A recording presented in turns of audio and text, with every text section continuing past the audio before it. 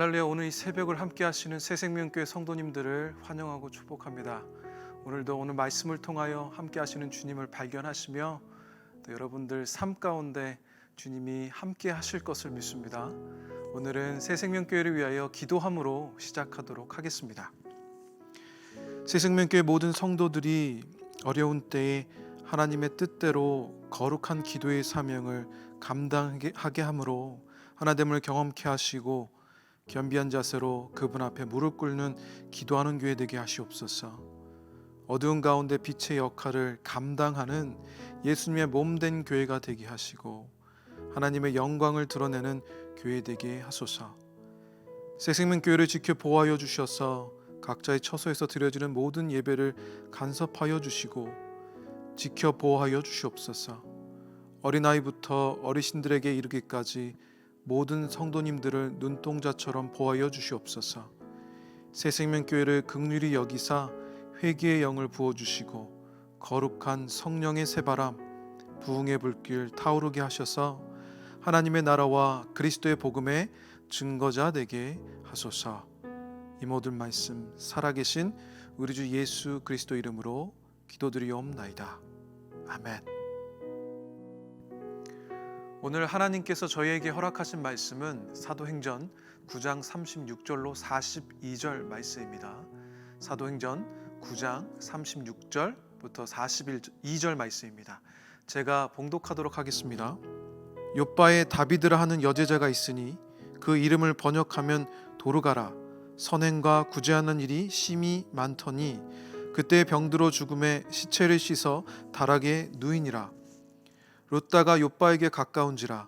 제자들이 베드로가 거기 있음을 듣고 두 사람을 보내어 지체 말고 와달라고 간청하여 베드로가 일어나 그들과 함께 가서 이름에 그들이 데리고 다락방에 올라가니 모든 가부가 베드로 곁에 서서 울며 도르가가 그들과 함께 있을 때에 지은 속옷과 겉옷을 다 내보이거늘 베드로가 사람을 다 내보내고 무릎을 꿇고 기도하고 돌이켜 시체를 향하여 이르되 다비다야 일어나라 하니 그가 눈을 떠 베드로를 보고 일어나 앉는지라. 베드로가 손을 내밀어 일으키고 성도들과 과부들을 불러 들여 그가 살아난 것을 보이니 온 욥바 사람이 알고 많은 사람이 주를 믿더라. 아멘. 하나님의 말씀입니다. 우리는 사도행전을 읽고 묵상함으로 예수님의 삶을 따라 제자들이 걸었던 길을 함께 걷고자 합니다. 그 길은 성령님이 인도한 길이요 성령님이 함께한 길이었습니다. 그 길은 또한 예수님의 증인이 되는 길이었습니다. 그 길을 오늘도 발견하고 여러분들도 저도 그 길을 걷기를 기대합니다. 예수님께서 하늘에 오르신 후에 그를 따르던 제자들에게 성령님이 임하셨습니다. 성령님이 제자들에게 오셔서 제자들로 하여금 성령님의 코이노니아인 교회를 이루게 하셨습니다. 초대교회는 이렇게 성령님으로 역사하심을 따라 예루살렘에서 시작되었습니다. 그리고 연약하기만 했던 제자들은 예수님의 말씀 오직 성령님이 너에게 임하시면 너희가 권능을 받고 예루살렘과 온 유대와 사마리아의 땅끝까지 이르러 내 증인이 되리라처럼 그들은 성령님의 능력으로 담대히 예수님의 증인이 됩니다. 제자들의 증인된 삶과 예루살렘 성전에서 담대히 전한 베드로의 설교로 날마다 주님께 돌아오는 사람들이 증가했습니다. 이렇게 초대교회는 날마다 성장해 가고 있었습니다. 이것을 지켜보던 대제사장들과 공의회는 위협을 느낍니다.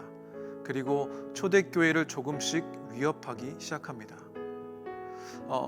스데반의 순교와 함께 교회를 향한 핍박이 예루살렘 전역에 일어나게 됩니다.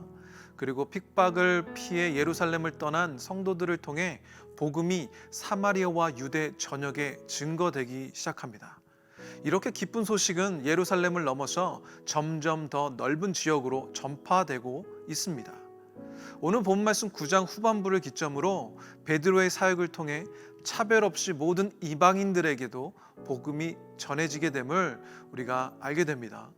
성령님이 우리에게 임하시면 우리 안에 성령님께서 그 성령의 불로 우리 안에 임하시기 때문에 그 불로 인하여 우리가 속해 있는 공동체뿐만 아니라 우리가 주님의 이름으로 사역하는 곳곳들마다 성령님의 불꽃이 튀기게 됩니다. 열정은 전염성이 강하다라는 말 여러분 들어보셨습니까? 열정은 굉장히 전염성이 강하죠. 그런 말처럼 열정을 불러일으키는 성령님의 불을 받은 인생은 가는 곳마다 그 불꽃을 전하게 됩니다.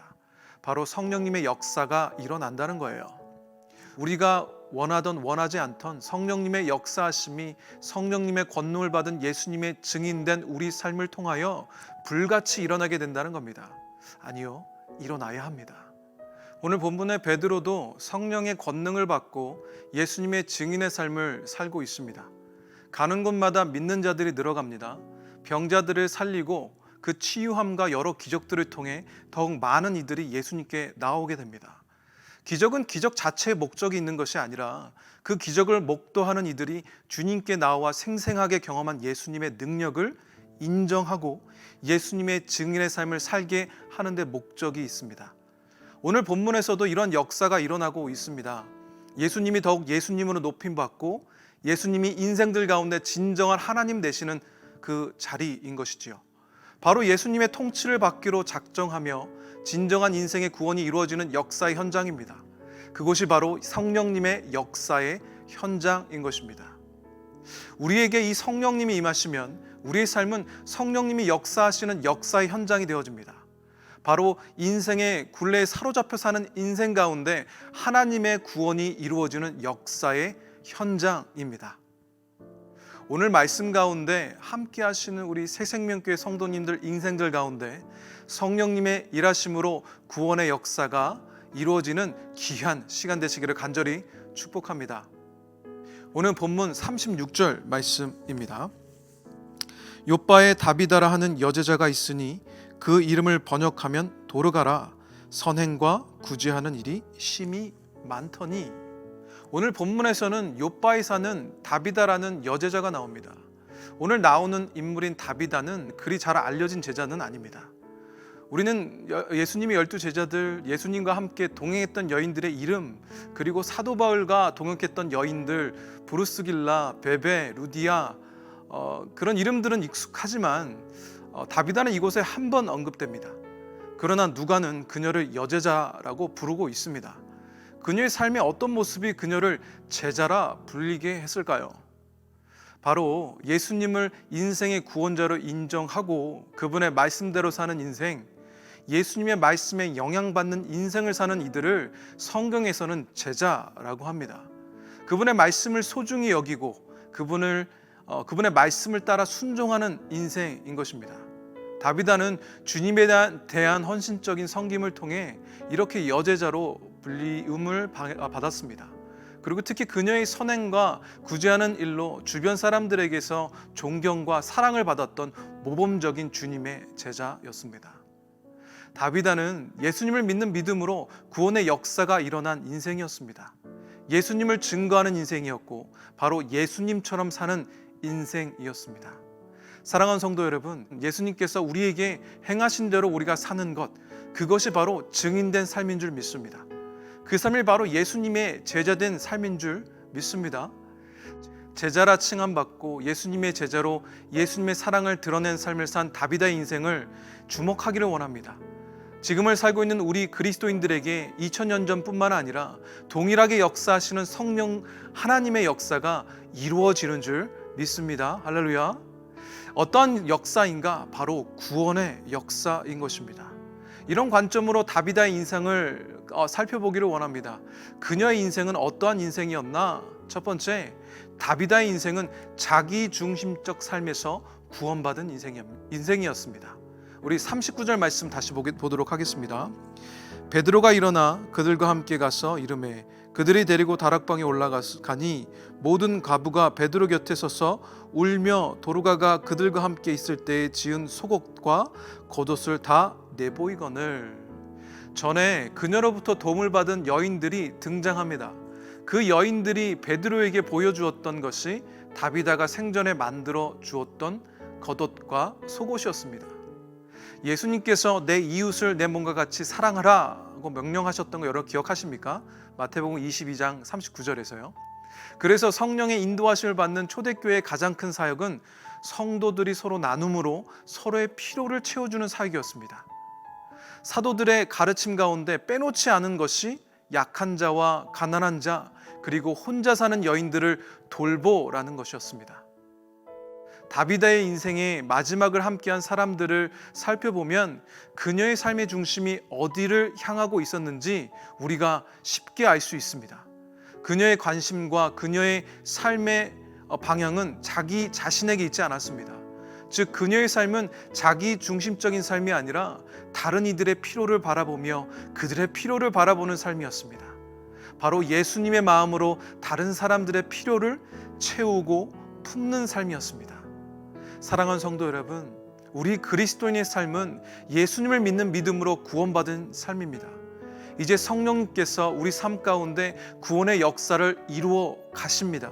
그래서 우리는 우리만 생각하는 자기 중심적인 삶, 셀피시적인 삶에서 다른 사람의 필요를 볼 수 있는 selfless, 그 삶으로 구원받았습니다. 여러분 믿으십니까? 할렐루야.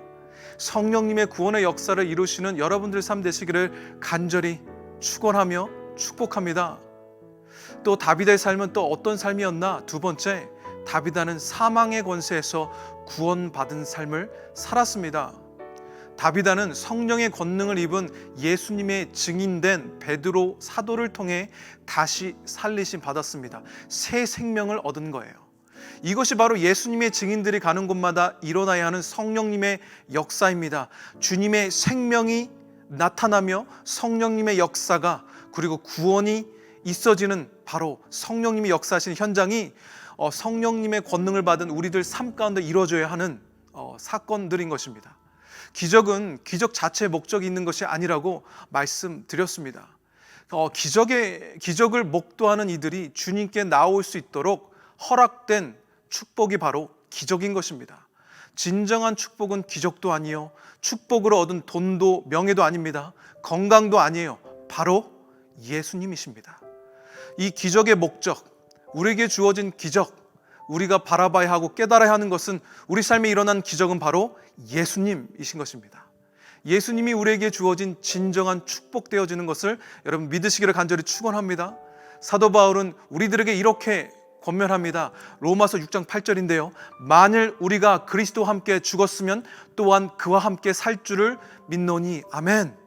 우리가 이제 죄와 사망의 권세에서 구원받았다고 바울을 통해서 바울은 성령님을 힘입어 선포하고 있는 것입니다. 사랑하는 성도 여러분, 우리는 사망의 권세에서 구원받아 자유함을 누려야 하는 그리스도인입니다. 그저 아는 것으로 우리 인생 가운데 아무런 변화도, 예수님의 능력도 나타나지 않는다는 거예요. 우리가 깨달은 대로 살 때 그 능력이 나타나는 줄 믿습니다.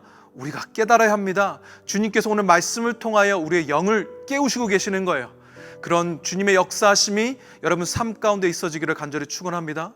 마치 이런 겁니다. 세계 최고 축구 선수인 마라도나나 펠레 같은 선수들이 경기에는 출전하지 않고 그저 매일같이 벤치에 앉아서 나는 능력이 있어 라고 하면서 경기를 뛰지 않는다고 생각해 보십시오. 아무리 능력 있는 그런 운동 선수라도 경기를 뛰지 않고 벤치에만 앉아 있는다면 아무런 능력도 발휘할 수 없습니다. 벤치가 아니라 운동장으로 나가 경기를 뛰어야만 그들이 갖고 있는 능력이 발휘된다는 거예요. 오늘 우리 인생의 주인 되시는 주님께서 내가 너에게 능력을 주었으니 그 능력으로 벤치가 아닌 운동장으로 나가 능력을 발휘하라고 명령하고 계십니다. 우리에게 경기장이란 어떤 곳입니까? 바로 우리 인생의 모든 부분을 말합니다. 우리의 가정, 우리의 사업장, 그리고 우리의 자녀들, 교회 공동체, 다른 형제 자매들과 관계들, 인생의 모든 영역들을 이야기하고 있는 것입니다. 구원의 역사하심이 임한 삶을 사시기를 간절히 축원합니다. 구원받은 자처럼 사십시오. 이제 그렇게 살아야 하는 거예요. 그렇게 성령의 권능이 임하고 예수님의 복음의 증거자의 삶을 사시기를 간절히 축원합니다. 구원받아 자유함을 얻은 자처럼 사시기를 간절히 축원합니다. 바울의 권면입니다. 에베소서 4장 22절 24절 이렇게 바울은 권면하고 있어요. 너희는 유혹의 욕심을 따라 썩어져가는 구습을 따른 옛사람을 벗어버리고 오직 너희의 심령이 새롭게 되어 하나님을 따라 의의 진리의 거룩함으로 지으심 받은 새 사람을 입으라. 할렐루야. 그렇게 우리 삶 가운데 성령님의 구원의 역사가 일어나면 어떤 일이 일어날까요? 오늘 마지막 9장 42절 말씀입니다. 온 요빠 사람이 알고 많은 사람이 주를 믿더라. 아멘. 사랑하는 성도 여러분, 이 역사가 예수님을 품고 사는 우리 인생들 가운데 일어나야 될 역사인 줄 믿습니다. 이것이 성령 하나님이 일하시는 구원의 역사의 현장인 것입니다. 사랑하는 성도 여러분, 우리는 예수님의 사람들입니다. 예수님의 증인된 삶을 살아야 하는 그리스도인입니다. 그렇기에 우리 삶 가운데 이런 우리 삶 가운데 이 성령의 역사하심이 일어나야 하는 것이에요. 성령님이 함께 하시기에, 권능을 부어 주시기에 여러분의 인생이 성령님이 일하시는 구원의 역사의 현장이 될 것을 믿습니다. 그렇게 예수님의 증인의 삶을 사시는 여러분들 삶 되시기를 축복합니다. 기도하시겠습니다. 사랑이 많으신 하나님 아버지, 감사합니다. 성령 하나님 허락하여 주심에 감사합니다. 우리가 믿음으로 성령 하나님의 역사하심으로 살기를 원하오니 주님, 우리 삶의 모든 인생의 모든 부분 가운데 성령님이 역사하시는 현장 되게 하여 주시옵소서. 우리 가정이 성령님이 역사하시는 구원의 역사가 이루어지는 그 장소 되게 하여 주시옵소서. 우리 삶의 우리 모든 관계들이 주님이 일하시는 그 역사의 현장 되게 하여 주시옵소서. 특별히 우리 새생명교회가 주님의 성령의 역사하심이 일어나는 귀한 성령의 역사하심의 현장 되게 하여 주시옵소서. 그 현장을 목도하며 예수님을 믿는 이들이 날로 늘어가는 역사가 우리 인생들 가운데 있게 하여 주시옵소서. 오늘도 결단하며 나아가는 인생들 가운데 함께 하실 것을 믿사오며 이 모든 말씀 살아계신 우리 주 예수 그리스도 이름으로 기도드리옵나이다. 아멘.